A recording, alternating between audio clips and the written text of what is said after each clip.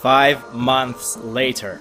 I don't even have that flimsy joke that it gets better like good wine, because this bottle of wine has already been opened. So I guess join me in this act of drinking spoiled wine.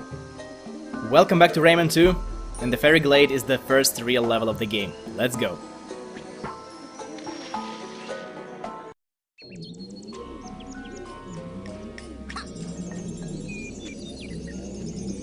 The butterfly is called Popolopoi.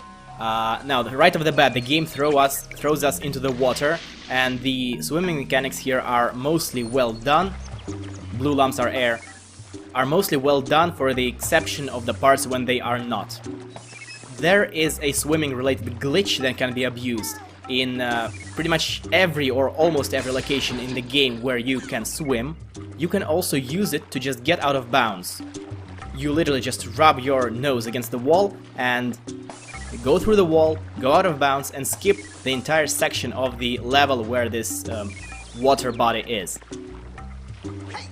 This is used in speedrunning, however I cannot show you this because if you look up speedruns of Rayman 2 on YouTube, you will see that they are all played in 4:3 aspect ratio, even ones that are played on PC. As you can see, I am playing it in 16:9. I cannot tell you if it's a matter of the aspect ratio or if it's about the frame rate, but no matter how hard I try, I just could never do it. Maybe I'm just bad. Red lumps mean health. This is no different from Rayman 3, and it's actually one of the few things that Rayman 3 kept from this.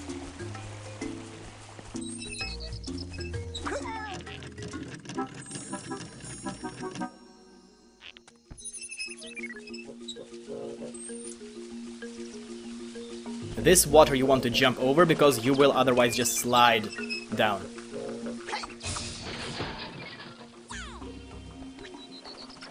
Now, when cages are in such slightly treacherous locations, you will see... Makes sense. You will see that the lumps will home in onto you. And usually it will work well, but in a couple of places, in a couple of specific levels even, it's not going to work perfectly, and sometimes it results in you replaying these levels assuming that you want a 100% completion, which I personally will be going for because there is actually a reason to do that. Now, up there was the end of the level section, but we have a lump to collect.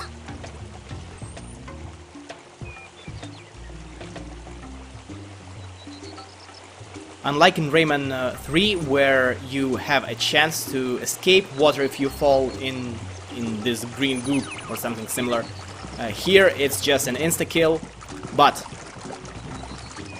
Actually, let me show you. As you can see, all this does is it takes off a tiny sliver of health and respawns you at the last checkpoint or the last green lump.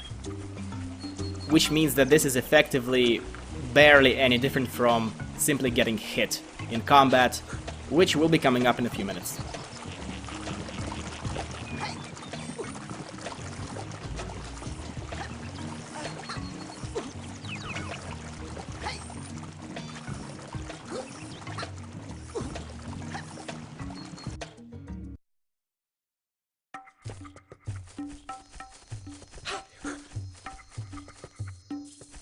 This guy is called the Caterpillar, and he respawns indefinitely.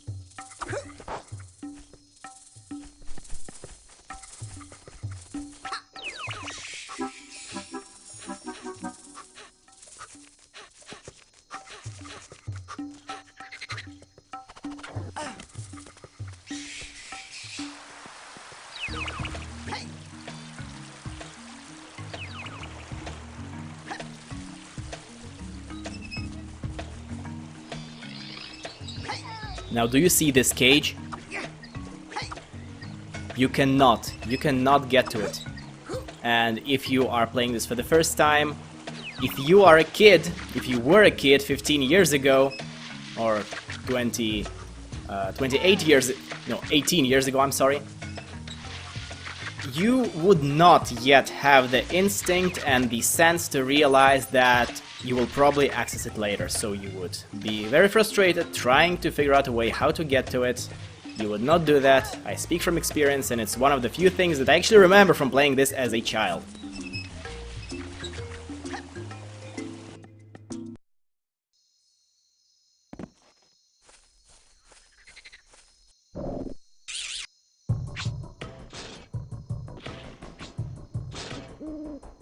And you can already see how the game begins to change up its environments, unlike many other 3D platformers and 2D platformers and really any kind of games.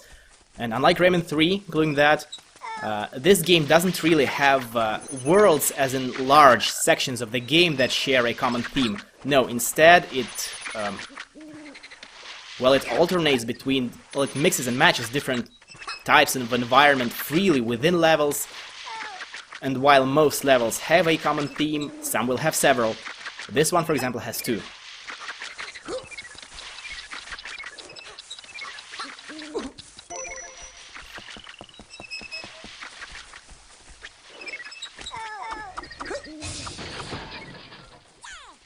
Something I did not mention when we first encountered that is that these orange mega lumps, super lumps, they are just 5 yellow lumps put together. So if you find yourself at the end of the level with 5 lumps missing, it's probably this.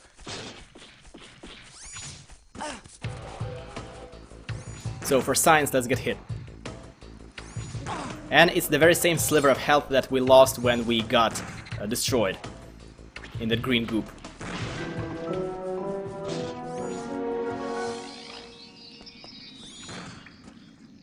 Using Shadow and Helicopter here is absolutely optional, but I am really bad at platforming, so I will actually do what the game says.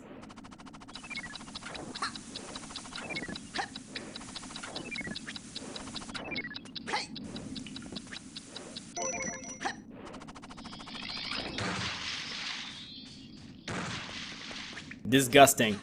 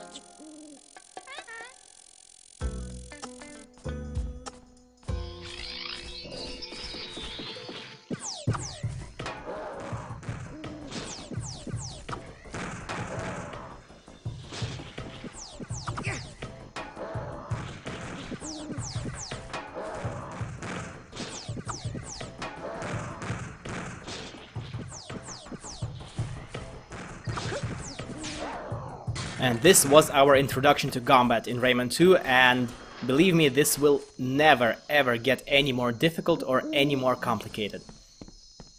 Rayman 3, this is not, and combat is absolutely not the focus in the game, and a lot of the time, not always but often, it is optional, or kind of optional, such as here.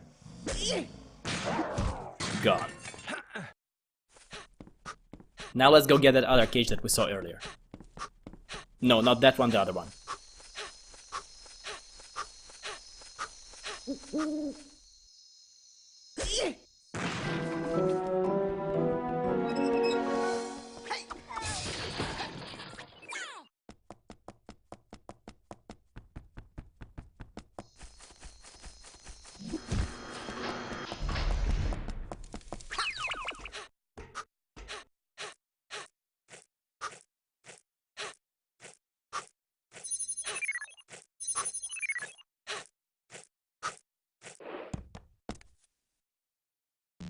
Here the game actually wants you to use that net at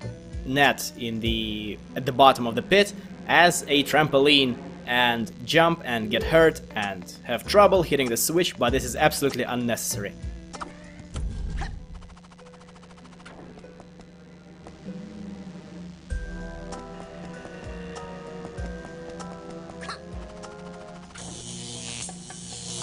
Aye. Now here you actually can't hit the switch until you kill this pirate because... I'm sorry, this henchman. Because the shots will home in on the robot.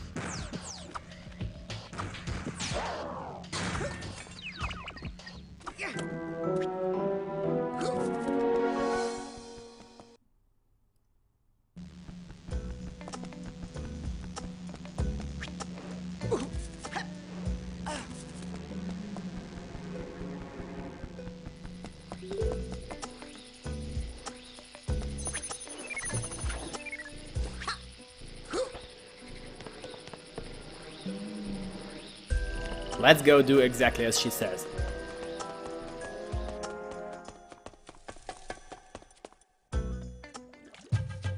This is kind of a puzzle, but in reality it's just an introduction into the throw a barrel up mechanic. While the barrel is flying, you are completely free to do anything, and if it drops down, it just explodes on impact. No, no, no. Yes.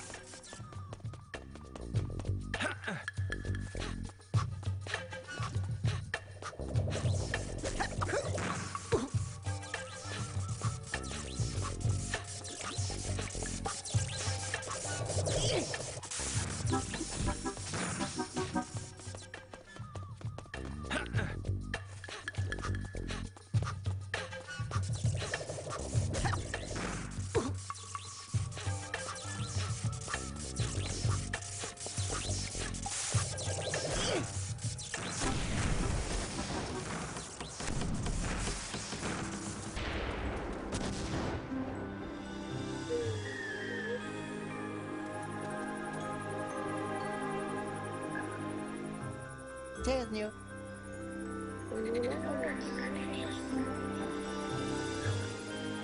Is u doet ja? Oh, joh, zaten.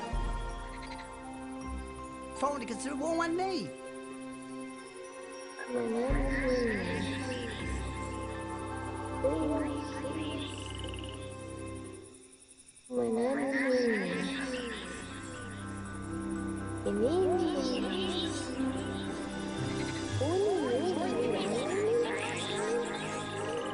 No, is it?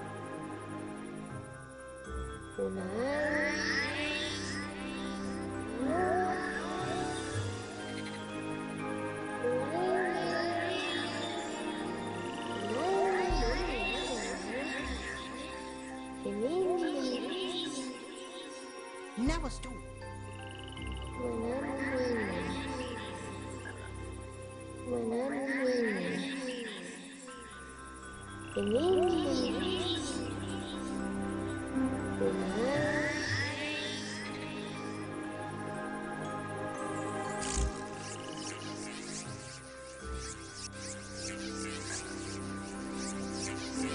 Just good and Brewster. Do what I need. Yeah! Rayman!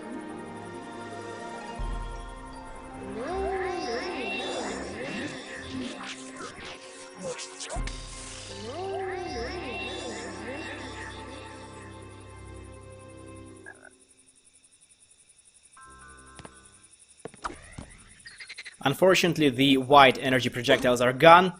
Unfortunately, I say, because I find those the most aesthetically pleasing of all Rayman's projectiles. And now we can grab onto purple lumps, which function the exact same way they do in all the 2D Rayman games. And also we have, of course, the main quest for pretty much the remainder of the game, because this is what we're going to be doing in the all levels of the game bar the last two.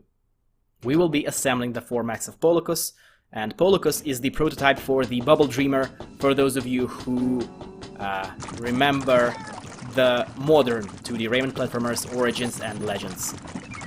Although when we get to that you will see that the Polocus here is nothing alike like the Bubble Dreamer in Origins and Legends.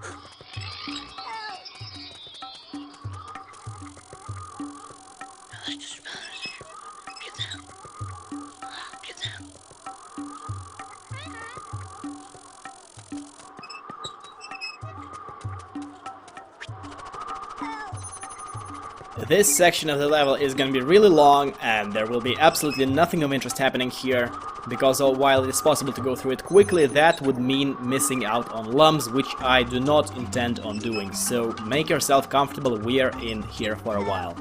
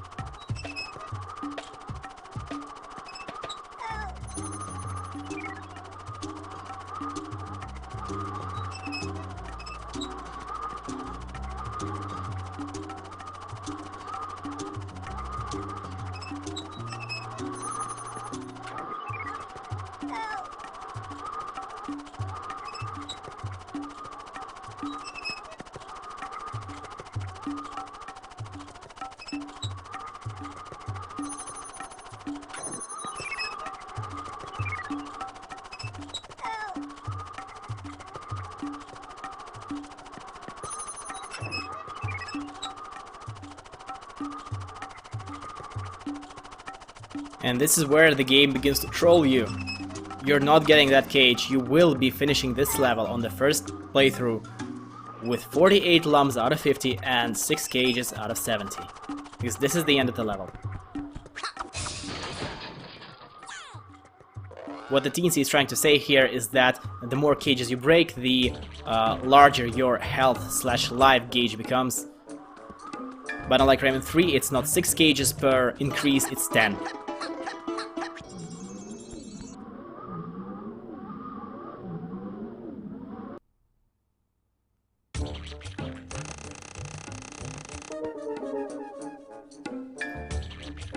And the bonus level is what you get for 100%ing the level, for getting all the cages and the lumps. And I fear that that is something I will have to show you in the next level, in the next episode. Thank you for joining me, and I will see you next time in the Marshes of Awakening. Goodbye.